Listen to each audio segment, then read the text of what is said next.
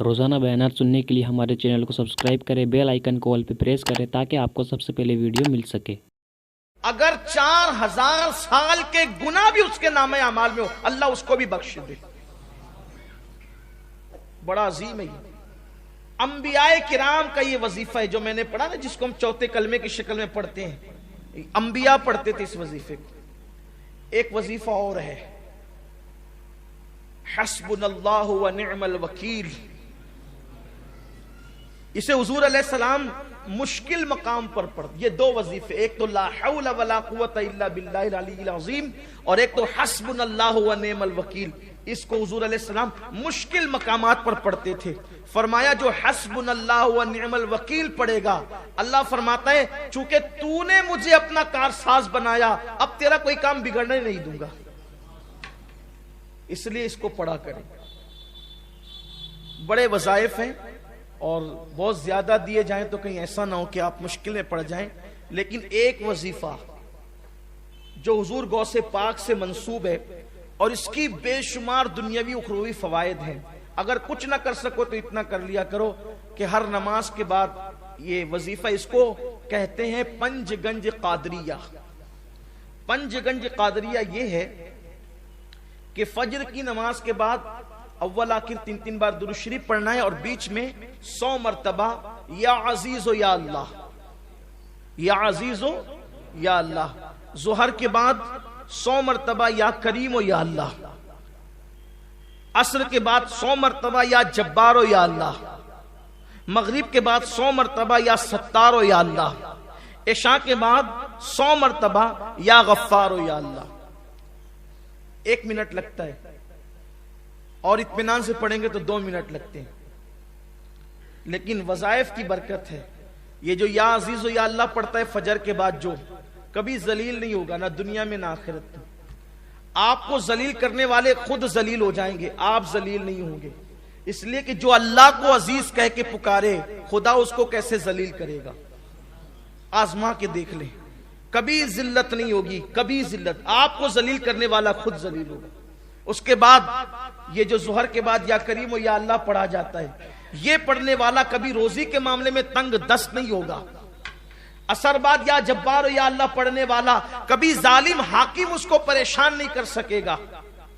مغرب کے بعد یا ستار و یا اللہ پڑھنے والا کبھی لوگ اس کے عیب کی وجہ سے اس کے عیبوں کو اچھال نہیں سکیں گے اور اچھالنے میں کامیاب نہیں ہو سکیں گے۔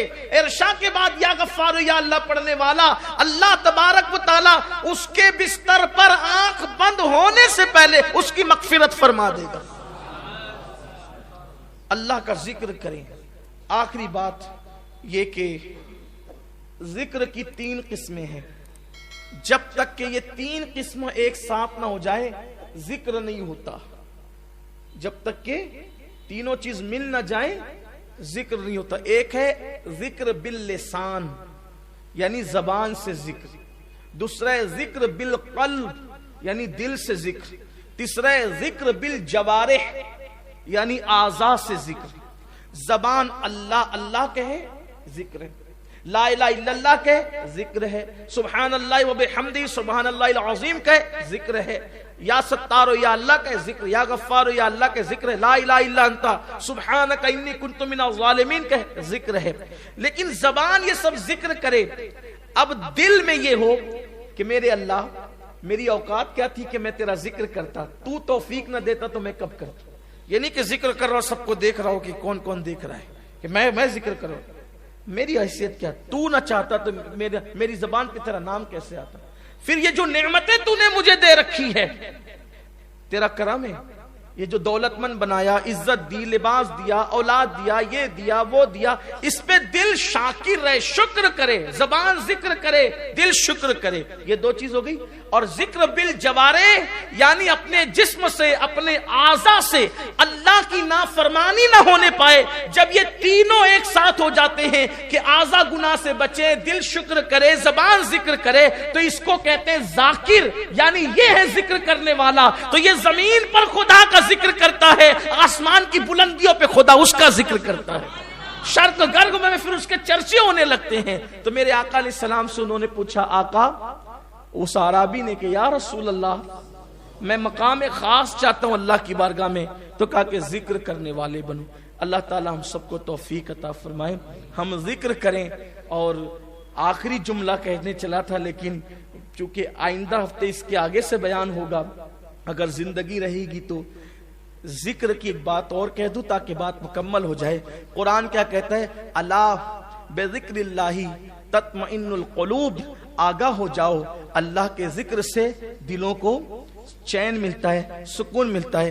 حضرت عبداللہ ابن عباس سے پوچھا گیا یہ ذکر اللہ کیا ہے، یہ ذکر اللہ کیا ہے جس سے دل کو چین ملتا ہے؟ تو کہا یہ محمد الرسول اللہ کے ناموں میں سے ایک نام ہے ذکر اللہ، یعنی جو حضور کا دامن پکڑ لے اللہ اس کو بھی سکون کی دولت عطا فرمائے۔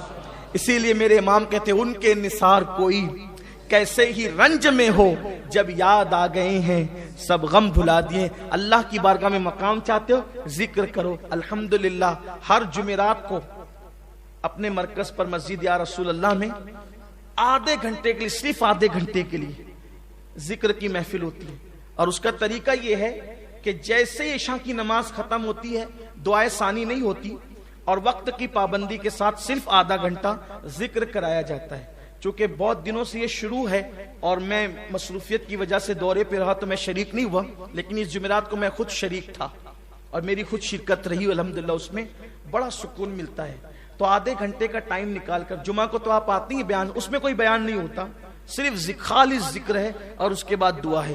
اگر آپ بیمار ہیں، آپ کے گھر میں کوئی بیمار ہے، پریشانی ہے، مصیبت ہے، سیر جادو بلا ہے، تو آپ اس کو کاٹنے اور ختم کرنے کی نیت سے ذکر کی محفل میں ہر ہفتہ آئیں۔ ہو سکے تو پانی کی بوتلیں لے کر کے آئیں، اس پہ ذکر کرنے والوں سے دم کروائیں۔ اللہ کے ذکر سے بڑا کسی کا ذکر، اللہ نے خود فرمایا کہ اللہ کا ذکر سب سے بڑا ہے، اللہ کا ذکر سب سے بڑا ہے۔ تو اور ایک بات ہے، ہر عبادت کے لیے وقت ہے، ہر عبادت کے لیے وقت ہے، ذکر کے لیے کوئی وقت نہیں۔ ہر عبادت کی لیمٹ ہے، روزے اتنے ہی ہوں گے، نمازیں اتنی، 5 ہی نماز ہوگی، 6ٹھی نماز آپ ایجاد نہیں کرتے فرض کے حوالے سے۔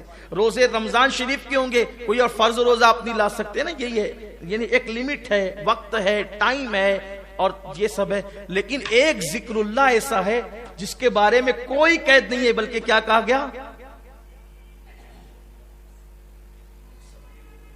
کیا کہا گیا کہ اللہ کا ذکر کرو۔ کس طرح کرو؟ بکرتم واسیلا، صبح بھی کرو شام بھی کرو، اور کتنا کرو؟ تو کہا کثرت سے کرو، ذکرن کثیرا فرمایا۔ اللہ کا ذکر کثرت سے کرو، کوئی حد نہیں، کوئی شمار نہیں، بے شمار اللہ کا ذکر کرو، اٹھتے بیٹھتے سوتے جاگتے۔